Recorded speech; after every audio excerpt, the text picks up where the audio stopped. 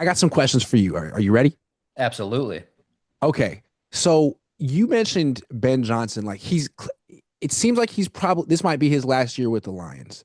So he's looked at as maybe the top offensive coordinator in the league. Dan Campbell's looked at as one of the top head coaches in the league. Who's more important to the success over there? And will the Lions be able to survive without Ben Johnson in the future? Yeah, that's the talk, man. There's some fans that romanticize that because Ben Johnson came back this year, that potentially he could come back again. I do think that there's going to be a factor if the Lions do end up closing the deal and win the Super Bowl. I do think that if that happens, it's almost guaranteed that Aaron Glenn and Ben Johnson will be looked at clearly because some of the openings are going to suit both of the coordinators. Aaron Glenn ties potentially to the Jets and the Saints. And then Ben Johnson, I think, is the number one target, probably on everybody's board that's going to have an opening. And why is that? He's a creative play caller. He's somebody that, with a young quarterback, you saw what he was able to do with Jared Goff. Many people believe that his ability to communicate and work with quarterbacks could potentially, if you're the Bears and you have Caleb Williams, you now realize, okay, Ben Johnson's somebody that probably would definitely take Caleb Williams to the next level. Somebody that would really work hard to tailor an offense that would suit the needs of the roster. And that's what really Ben Johnson has worked towards. But look, I think that Dan Campbell, it's still there's a lot of Dan Campbell in that offense. The emphasis on the run, the creativeness, the aggressiveness, that comes from Dan Campbell. And I do think that, yeah, it'll be if Ben Johnson does indeed depart, it'll be a situation in which probably I think the odds-on favorite to replace Ben Johnson is going to be Scotty Montgomery, who's the running backs coach. He's a former college coach, and I think that he spent a couple of years now under Ben Johnson and working with Dan Campbell, and I think he's the odds-on favorite to potentially replace Ben Johnson. But I don't think that the offense will have such a dip because the talent level, you got to remember that Jahmyr Gibbs, Amon-Ra St. Brown, Jameson Williams, David Montgomery, still very much young football players and can contribute for the foreseeable future. And Jared Goff is still, at 30 years old, right in the beginning of his prime, where you think with that contract that they gave him that you'll get good production out of him for the next 3 to 4 years. So Ben Johnson, I think the fans definitely enjoy what he's brought to the table, but I don't think that the offense will take a drastic step back with somebody else at the helm because of the fact that Dan Campbell is still running the show. From the 49ers perspective, I think certain fans that maybe have had enough of Kyle Shanahan and would like a fresh start have a fantasy of getting Ben Johnson. So Mm. my question is, I think from afar, you look at the Lions, it's hard to assess who gets what credit, right? Dan Campbell sets one hell of a culture. Uh, Brad Holmes has done such a good job with that roster. It doesn't seem like that's his name, right? Yep, exactly. There's doesn't seem like there's any weaknesses with this offense. So what exactly are the hallmarks of what is Ben Johnson bringing to the equation? What are the hallmarks of his scheme and sort of what makes him unique? What does he emphasize? How would you describe his attack? Yeah, I think that masterful recall and ability to scheme his wide receivers open. That's his hallmark. I think that his route trees, his concepts are so much tailored to the skill set of the receivers that it's unreal. And you just look at just a small example of a trick play that they called Stumble Bum, in which they looked at last year's Packers Bears game where Jordan Love stumbled a little bit and was able to find an open receiver, and they tried that concept against the Bears this last game. So Ben Johnson, I think, clearly is brings that quarterback brain to the position of an offensive coordinator, and I just think that he's got a vast knowledge of offensive football, and I think that combined that learning with Dan Campbell, I think the staples are a mix, and that's what's so great. It's so flexible, so adaptive, so aggressive and creative that what is appealing is that you typically hear it when you listen to coordinators and you say, okay, week by week they can craft a game plan to suit and tailor and match up against another team. And I think that's where the expertise is with Ben Johnson is he can analyze an opponent's defense, find the weakness, and then craft the play calls that he wants to install that week and then have his players be able to execute it. And you just look at a player like Amon-Ra St. Brown, there'll be some games where maybe, they recognize that he's going to be taken away. Boom, they get it to the tight end or the running back. So I think that Ben Johnson, I think one of the things that makes him special and should be coveted by across the league is his flexibility and willingness to put together positive game plans that players can definitely execute. And it seems like he's got a flair to him. Like again, I'm Yeah, not watching every Lions game no all doubt. 60 minutes, but when they're showing highlights, it's always like, look at this trick play that they haven't run before. And it's like, why did he run it in this situation? And he's like, oh, don't worry, I have plenty of these. I mean, is that something like you always have to be aware that he's going to call something that he hasn't called before that could be a touchdown? Absolutely. And that's also the byproduct of Dan Campbell kind of revealed in some media sessions that he sits down with the coaches and they go over multiple scenarios and they talk about game theory and they talk about different situations and picking and probing. So the staple too of what makes Dan Campbell great is I think you're going to see his tree go on and potentially have a lot of success because they've been maturing and also working with a coach in Dan Campbell that's worked with, Dan Campbell was mentored by Sean Payton, who's had that relationship with Bill Parcells. So the lineage of knowledge offensively, combined with the experience that Ben Johnson now has, I just think makes him very appealing. And yeah, like I said, they're very creative. They enjoy it. They have fun. I think it brings a little. I think they've started to enjoy a little bit of the notoriety from calling all these trick plays. And the wild part is many teams try. You've seen trick plays that just flop. The wild aspect of this is they're calling so many, but they're also able to execute at such a high level. And that just speaks to how well and how diligent they are practicing. And that's also another sign of good coaching is that, hey, things that are called or things that are brought up on a weekly basis, they end up working because they know exactly how to pick apart weaknesses against their opposition. It's been great to see for the last 2 years. Yeah, I mean, Ben Johnson clearly has the ideas, but it seems like Dan Campbell encourages it and fosters it and creates a culture that seems like it's just so much fun.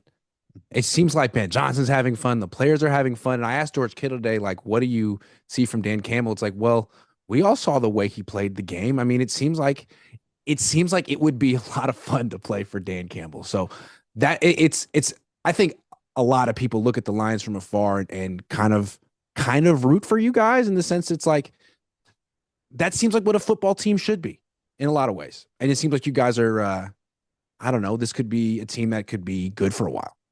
Yeah, that's the hope because Grant, the Lions have been in the basement for so long, and you recognize that it's a football team that, in 2008 didn't win a game.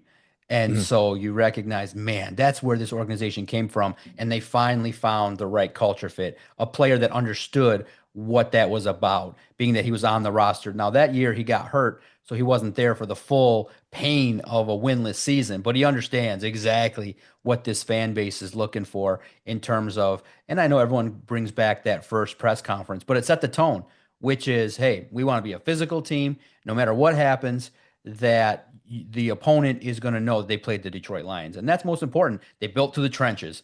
And then, Brad Holmes had familiarity with Jared Goff. So he was uniquely able to tailor a roster that suited the needs of the quarterback.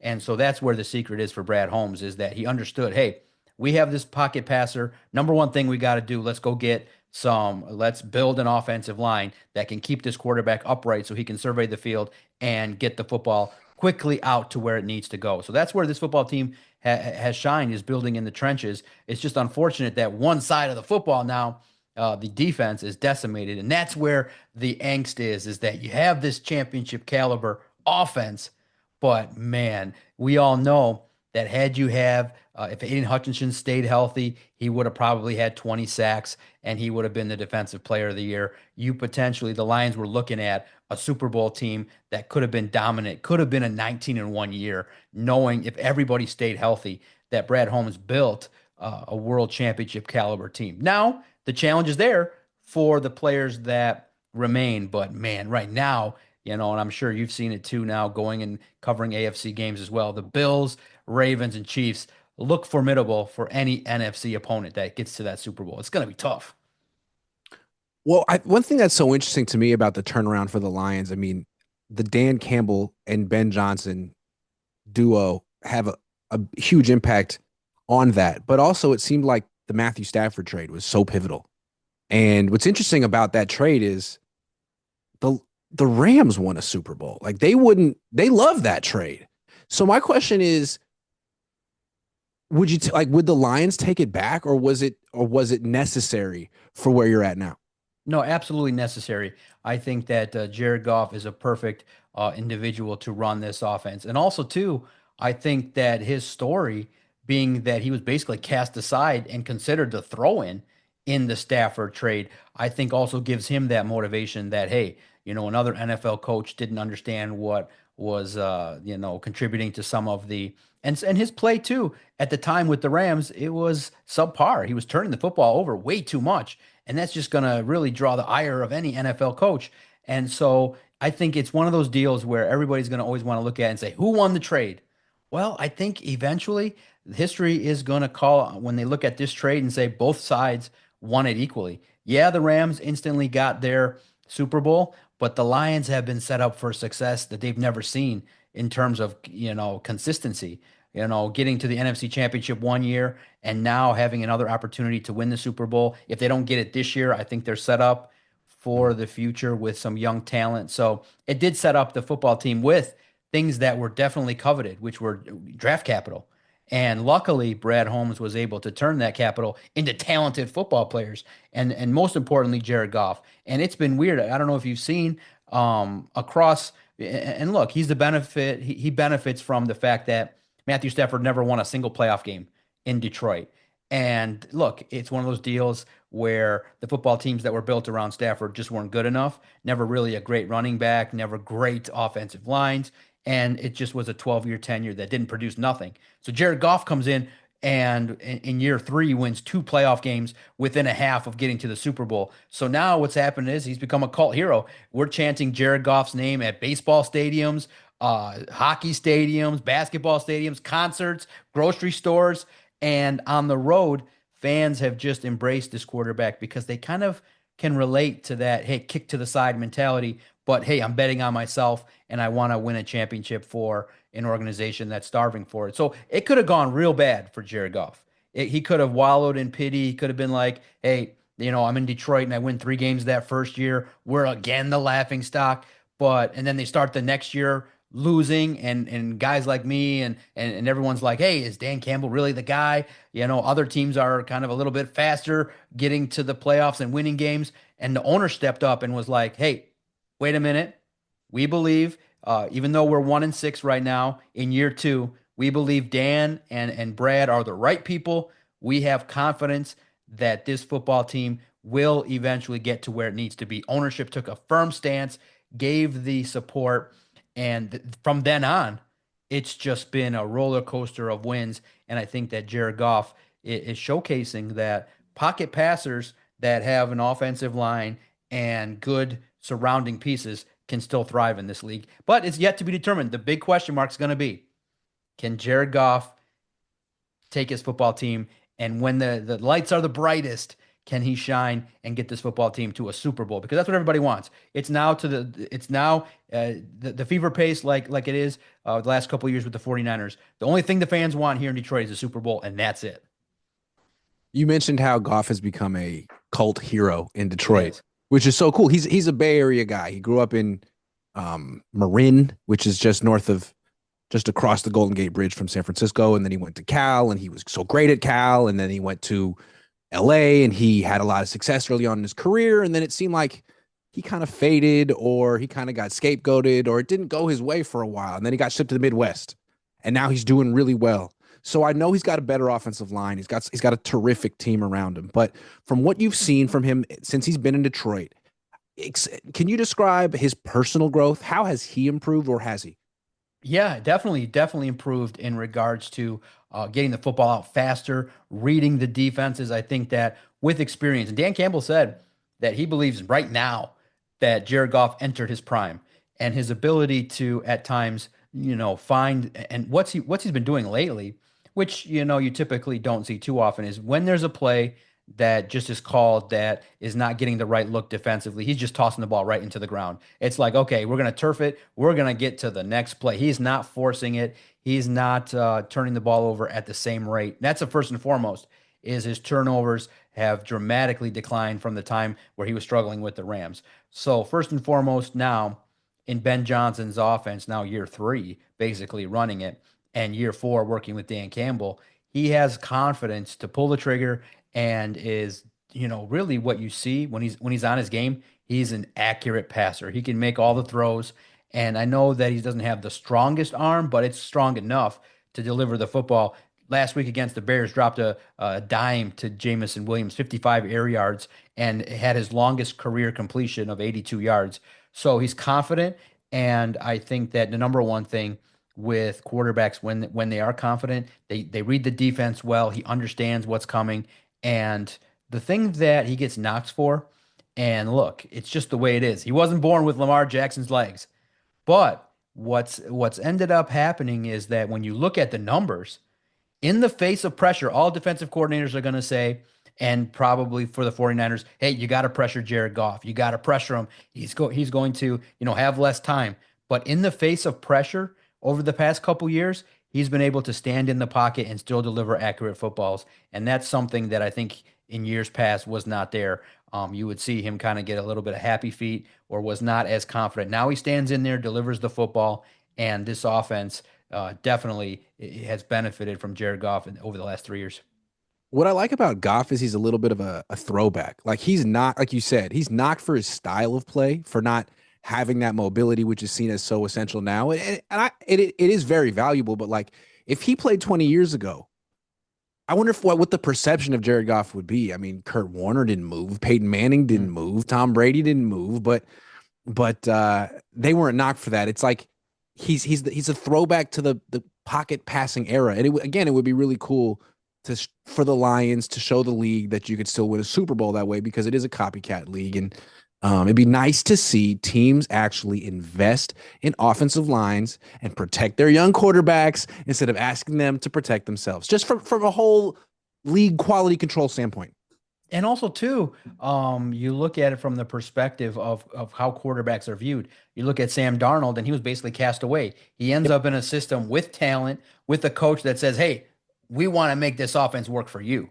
And now you see a quarterback that's shining, and the Vikings are neck and neck with the Lions. And he's probably, if he doesn't stay with the Vikings, he's going to end up somewhere potentially elsewhere and earning a hefty You got a contract. So similar you see, story in Tampa with Baker. exactly. And I think Yeah. that's where the perception of Jared Goff was that, and I fell victim to it as well, is that, whoa, if an NFL coach like Sean McVay doesn't want you, that just clearly means that you're going to go somewhere else and not have any success. Well, it just basically was a situation in which the course ran its course with the Rams, and the relationship kind of fizzled. And now you come to the Lions, where Brad Holmes was part of the reason why Goff was ended up with the Rams. And now he's like, okay, I know exactly what this player needs. He needs time. He needs a great offensive line. He needs a stud receiver in Amon-Ra St. Brown, who basically never drops the football. You need a speedy wideout who's a superstar potential, and a tight end in Sam Laporta, who is working towards becoming the next George Kittle. So it's just one of those deals where if you can craft a offense that suits, and that's what Ben Johnson did. He spent the Mm. summer asking Jared Goff, what did you like about the Rams offense? What worked for you? What didn't work for you? And so that time spent together was so valuable. And I think the other thing too, that Jared Goff, when you asked what's he done well, is he's got a lot more ownership of the offense. He's given the standard 2, 3 plays, and he's able to kill plays that he knows are not going to be effective. And he's able to get into a lot of great advantageous positions for the Detroit Lions. And I think that's where you see the growth, is that Jared Goff now has a lot more ownership to install plays and to run things that he knows will be effective. So it's just basically, not rocket science for these coaches. Maximize the strength of the players that you have and limit the factors that potentially could cause disaster, and you end up potentially with confident football players who can make plays. It's just so interesting how how quarterback development doesn't stop. Like it happens through your 20s, sometimes into your 30s. And boy, the Lions have done such a good job with Jared Goff, just like the Vikings have done with Sam Darnold. And like you said, ownership, that's such a big factor. Because with the Niners and I think with the Rams and that Shanahan McVay tree, they don't always give their quarterback a lot of ownership. It's very much, I'm the star. I got the play call. It's going to work. The answers are in the play call. Just execute. And I think that helps a young guy like Brock Purdy, who just, who doesn't have that much experience in the NFL. But if you want to get someone to that next level in their late 20s, I think you got to go about it the way. I mean, Goff is the perfect example. McVay gave up on him. And the Lions saw that there was another gear there, another level there that McVay didn't see. It's a very, very interesting story. The Lions are one of the more interesting stories in football. So it's a pleasure to watch you guys. I'm gonna look forward to watching the Lions drop 50 on the Niners this weekend. It's gonna be fun. That's the goal. That's what everybody wants. Number one seed for the Detroit Lions. Get revenge for that really stinging loss that took place within 30 Kendall minutes. Vilder, Yeah, 30 minutes. Kendall Well, Vilder, look, there were more plays too. The fumble from Josh Jahmyr Gibbs, Reynolds. Josh Reynolds dropping the football. One of Yeah, those Gibbs deals where, fumbling. True. yeah, Yeah. absolutely. A lot of factors. Montgomery could not be stopped in that game if you had just Run the kept ball more. giving him the ball. What could have been, Dan, but you Ben. never know. Maybe that Yeah. was the loss that propels this football team to greatness in 24, maybe in 25. So sometimes you got to face adversity to be able to finally taste the glory. And that's what the Lions are banking on this week, Monday Night Football, hoping, here in Detroit, we got to cheer for the Packers, but hoping that eventually going out west will pay dividends. And for Amon-Ra St. Brown and Jared Goff, a lot of family and friends will be able to watch them drop 50 on the 49ers.